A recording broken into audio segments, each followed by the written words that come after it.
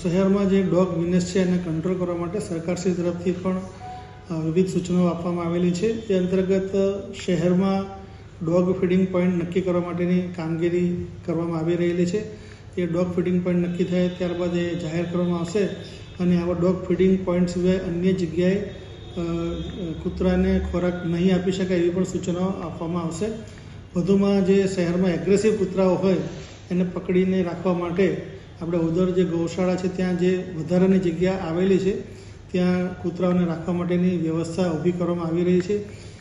હાલ જે એગ્રેસિવ કૂતરાઓ છે એને રાખવા માટે આપણે પાંજરા ખરીદવાની પણ કામગીરી કરવામાં આવી રહી છે।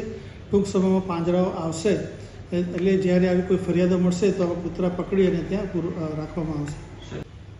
મહાનગરપાલિકા બની ત્યાં પછી તરત જ આપણે ડોગ વિનેસ કંટ્રોલ કરવા માટે સમયાંતરે ટેન્ડર બહાર પાડવાની કામગીરી કરેલી છે।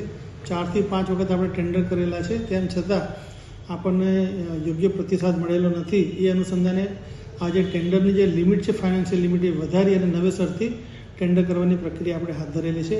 જો આવી કોઈ આપણને એજન્સી મળશે તો જે ડોગને જે સ્ટરીલાઇઝ કરવાના હોય છે એ કામગીરી પણ આપણે કરી શકાશે।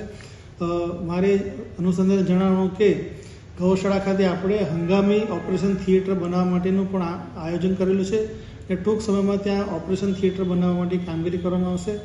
જે ડોગને જે રેબિસનો પ્રશ્ન હોય છે હડકવા, તો હડકવાની રસી ખરીદવાની પણ આપણે કાર્યવાહી હાથ ધરેલી છે।